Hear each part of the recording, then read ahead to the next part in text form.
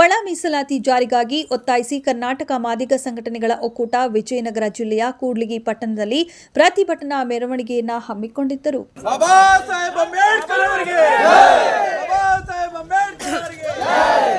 ಒಕ್ಕೂಟದ ಸದಸ್ಯರುಗಳೆಲ್ಲರೂ ಕೂಡ್ಲಿಗಿ ಪಟ್ಟಣದ ಅಂಬೇಡ್ಕರ್ ವೃತ್ತದಲ್ಲಿ ಅಂಬೇಡ್ಕರ್ ಪ್ರತಿಮೆಗೆ ಪುಷ್ಪನಮನ ಸಲ್ಲಿಸಿ ಪ್ರತಿಭಟನಾ ಮೆರವಣಿಗೆಯನ್ನ ಕೈಗೊಂಡು ಘೋಷಣೆಗಳನ್ನು ಕೂಗುತ್ತಾ ಶಾಸಕರ ಭವನಕ್ಕೆ ತೆರಳಿ ಶಾಸಕರಾದ ಡಾಕ್ಟರ್ ಎನ್.ಟಿ. ಶ್ರೀನಿವಾಸ್ ಅವರಿಗೆ ಒಳ ಮೀಸಲಾತಿ ಜಾರಿಗಾಗಿ ಬೆಳಗಾವಿಯಲ್ಲಿ ನಡೆಯುತ್ತಿರುವ ಚಳಿಗಾಲದ ಅಧಿವೇಶನದಲ್ಲಿ ಮುಖ್ಯಮಂತ್ರಿಗಳು ಹಾಗೂ ಅಧಿವೇಶನದಲ್ಲಿ ವಿಶೇಷ ಗಮನ ಸೆಳೆದು ಮಾದಿಗ ಸಮಾಜಕ್ಕೆ ನ್ಯಾಯ ದೊರಕಿಸಿಕೊಡಬೇಕೆಂದು ಮನವಿ ಮಾಡಿಕೊಂಡರು. 136 ಕ್ಷೇತ್ರಗಳಲ್ಲಿ ಕಾಂಗ್ರೆಸ್ ಬಂದಿದ್ದಾವೆ. ಈ ಸರ್ಕಾರ ಕಾಂಗ್ರೆಸ್ ಬರೀ ಕಾರಣ ನಾವು ಮಾದಿರ ಅಂತ ಹೇಳಕ್ಕೆ ಹೆಮ್ಮೆಯಿಂದ ಹೇಳ್ಕೊತೀವಿ.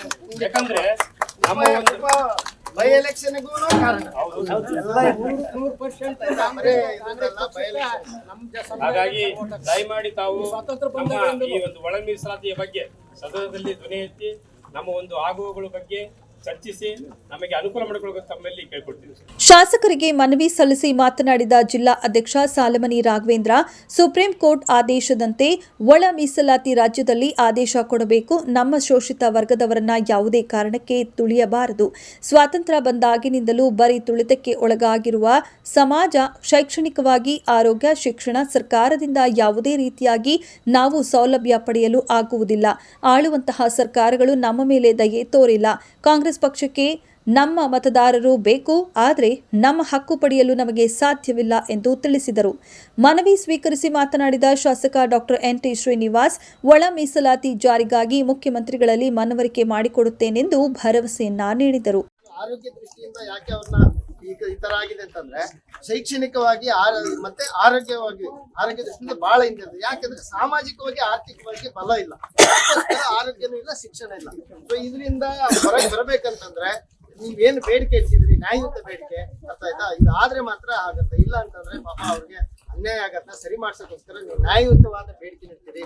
ಮತ್ತೆ ತಾವ್ ಏನು ಹೇಳ್ತಾ ಇದೀರಿ ಹಸಿ ಸುಳ್ಳು ಅಂತೀರಿ. ಖಂಡಿತ ಈ ಬೇಡಿಕೆ ನಂದು ವೈಯಕ್ತಿಕವಾಗಿ ನಾನು ಇದನ್ನ ಹೋಗ್ತೇನೆ. ಯಾಕೆಂತಂದ್ರೆ ಒಬ್ಬ ಇಡೀ ದೇಶದಲ್ಲಿ ಅತ್ಯಂತ ಒಂದು ಪ್ರಭಾವಿ ಮತ್ತೆ ಸಾಮಾಜಿಕವಾಗಿ ಬಡವರ ಪರ ಕಾಳಜಿ ಇರೋಂತ ಒಂದು ನೇತೃತ್ವದ ಒಂದು ಸರ್ಕಾರದ ನೇತೃತ್ವವನ್ನು ವಹಿಸಿದವರು ಸನ್ಮಾನ್ಯ ಸಿದ್ದರಾಮಯ್ಯ ಸಾಹೇಬ್.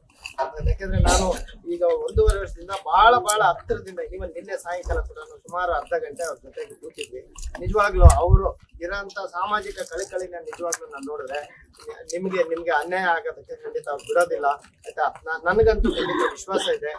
ನಿಮ್ಗೇನು ನ್ಯಾಯಯುತವಾಗಿ ನೀವು ಏನು ಹೋರಾಟ ಮಾಡ್ತೀರಿ, ಬೇಡಿಕೆ ಇದೆ. ಮತ್ತೆ ಅದೆಲ್ಲದಕ್ಕಿಂತ ಇಂಪಾರ್ಟೆಂಟ್ ಒಂದು ಅತ್ಯುನ್ನತ ನ್ಯಾಯಾಲಯ, ನಮ್ಮ ದೇಶದ ಸರ್ವೋಚ್ಚ ನ್ಯಾಯಾಲಯ ಆದೇಶ ಕೊಟ್ಟಿದೆ. ಅದ್ರ ಪ್ರಕಾರ ಏನು ಈಗ ನಾನು ಇದ್ರ ಬಗ್ಗೆ ಸ್ವಲ್ಪ ತಿಳ್ಕೊಂಡಾಗ ಸಣ್ಣ ಪುಟ್ಟದ್ ಏನು ಸ್ವಲ್ಪ ಗೊಂದಲಗಳಿದಾವೆ ಅದನ್ನ ಬಗೆಹರಿಸೋದಕ್ಕೆ ಕುತ್ಕೊಂಡು ಮಾತಾಡೋದಕ್ಕಿಂತ ಒಂದು ಆಯೋಗ ಮಾಡ್ಕೊಂಡು ಎಲ್ಲರನ್ನೂ ಕರೆಸಿ ಇದು ಮಾಡಬೇಕು. ಶೀಘ್ರದಲ್ಲಿ ಮತ್ತೆ ಯಾವುದೇ ಆಯೋಗ ಯಾವುದೇ ಮಾಡಿದ್ರು ಸನ್ಮಾನ್ಯ ಸಿದ್ದರಾಮಯ್ಯ ಸಾಹೇಬರು ಆ ತರ ಗುಂಟು ನೆಪ ಮತ್ತೆ ಸುಳ್ಳು ಹೇಳ್ಕೊಂಡು ಹೋಗಡಾಡಂತ ಖಂಡಿತ ರಾಜಕಾರಣಿ ಅಲ್ಲ ಅವರು. ನಾನು ಯಾಕಂದ್ರೆ ಸದನದ ಒಳಗೆ ಸದನ ಹೊರಗಡೆ ಕೂಡ ನಾನು ಅವರ ನಡೆ ನುಡಿ ಮತ್ತೆ ಇದನ್ನ ಹಾವಭಾವಗಳನ್ನು ಖಂಡಿತ ನಾನು ತುಂಬಾ ಹತ್ತಿರದಿಂದ ನೋಡಿದ್ದೀನಿ. ಆ ತರ ಹೇಳೋದೊಂದು ಮಾಡೋಂಥ ಮುಖ್ಯಮಂತ್ರಿಗಳು ನಮ್ಮ ದೇಶದಲ್ಲಿ ಆ ಥರ ನಿಜವಾಗ್ಲೂ ಆ ಥರದರಲ್ಲ. ನಿಮಗೆ ನ್ಯಾಯ ಸಿಗ್ಬೇಕಂತೇಳಿ ತಾವೇನು ನಮಗೆ ಇವತ್ತು ಬೇಡಿಕೆ ಇಟ್ಟಿದ್ರಿ, ನನಗೆ ಹೇಳಿದ್ರು ಇಲ್ಲ ಕೊಟ್ಟು ಹೋಗ್ತೀವಿ ಅಂತ ಅಂತೇಳಿ. ಇಲ್ಲಪ್ಪ, ನಾನು ಇಲ್ಲೇ ಇದ್ದೀನಿ ಕ್ಷೇತ್ರದಲ್ಲಿ, ಎಲ್ಲ ನಮ್ಮ ಅಣ್ಣ ತಮ್ಮಂದ್ರವರು, ಅವರಿಗೆ ನ್ಯಾಯ ಕೊಡಿಸೋದು ನಂದು ಕರ್ತವ್ಯ ಇದೆ. ಯಾಕಂದರೆ ನನ್ನ ಏನು ಇವತ್ತು ರಾಜಕೀಯ ಜೀವನದಲ್ಲಿ ನಿಮ್ಮದು ಬಹುದೊಡ್ಡ ಪಾಲಿದೆ, ಆಯಿತಾ. ನಾನು ಕೂಡ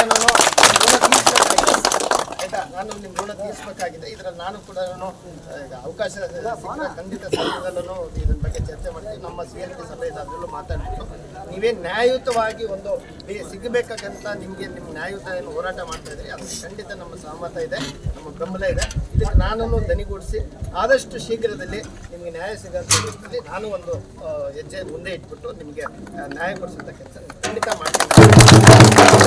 ಇದಲ್ಲ ಮುಂದೆ ಯಾವತ್ತು ಯಾಕೆ ನಾನು ಹೇಳ್ತೀನಿ, ರಾಜಕಾರಣಿ ರಾಜಕಾರಣಿ ಆಗಿಬಿಟ್ಟು ನಾನು ಆರ್ಥಿಕವಾಗಿ ಸಾಮಾಜಿಕವಾಗಿ ಖಂಡಿತ ನಿಮಗೆ ಒಂದು ಬಲ ಬೇಕೇ ಬೇಕು, ನಿಮ್ಗೆ ಮಾಡಿಕೊಡ್ತೀವಿ. ವೈದ್ಯನಾಗಿ ನಾನು ಖಂಡಿತ ಹೇಳ್ತೀನಿ, ಶಿಕ್ಷಣ ಆರೋಗ್ಯಕ್ಕೆ ನಾನು ವೈಯಕ್ತಿಕವಾಗಿ ನಾನು ಶಕ್ತಿ ಮೀರಿ ನಿಮ್ಮ ಜೊತೆಗೆ ಇರ್ತೀನಿ. ಯಾಕೆಂತಂದರೆ ನಾನು ನಿಜವಾಗ್ಲೂ ನಿನ್ನೆ ನಾನು ಸನ್ಮಾನ್ಯ ನಮ್ಮ ಮುಖ್ಯಮಂತ್ರಿ ಮುಖ್ಯ ಕಾರ್ಯದರ್ಶಿಗಳು ಅಧ್ಯಕ್ಷರ ಹತ್ರ ಕುತ್ಕೊಂಡು ನಮ್ಮ ತಾಲೂಕಿನ ಬಗ್ಗೆ ಚರ್ಚೆ ಮಾಡ್ಬೇಕಾದ್ರೆ ನಾನು ಹೇಳ್ತಾ ಇದ್ದೆ, ಯಾಕೆ ಇಷ್ಟು ಹಿಂದುಳಿದಿದೆ, ಯಾಕೆ ಮತ್ತೆ ಇದು ಹೆಂಗೆ ಅಂತ ಹೇಳಿದೆ ನಾನು.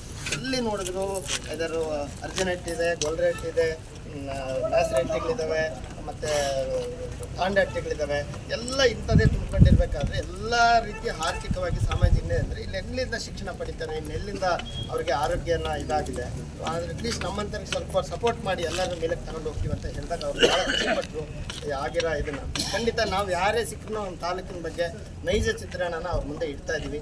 ನಿಮಗೂ ಖಂಡಿತ ತಾವೇನು ಇವತ್ತು ಒಂದು ನಿಮಗೆ ಬೇಕಾಗಿರೋಂಥ ನ್ಯಾಯಯುತವಾದ ಹಕ್ಕನ್ನೇನು ಇಟ್ಟಿದ್ದೀರಿ, ಇದಕ್ಕೆ ಖಂಡಿತ ನಮ್ಮ ಸಹಮತ ಇದೆ.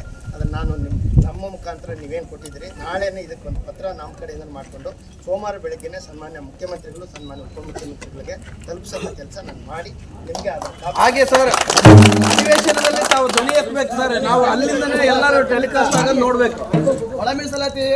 ಒಳ ಮೀಸಲಾತಿಗಾಗಿ ಮಾದಿಗರು ಸುಮಾರು 3-4 ದಶಕಗಳ ಪ್ರತಿಭಟನೆಯಲ್ಲಿ ತಾಲೂಕು ಅಧ್ಯಕ್ಷ ಮಹೇಶ್ ಯದ್ದಾಳ್, ಹಿರೇಕುಂಬಳಗುಂಟೆ ಗಂಗಣ್ಣ, ಸಂತೋಷ್, ಕೂಡ್ಲಿಗಿ ಪಟ್ಟಣದ ದುರ್ಗೇಶ್ ಸೇರಿದಂತೆ ಸಮುದಾಯದ 106 ಸದಸ್ಯರು ಪ್ರತಿಭಟನೆಯಲ್ಲಿ ಭಾಗವಹಿಸಿದ್ದರು.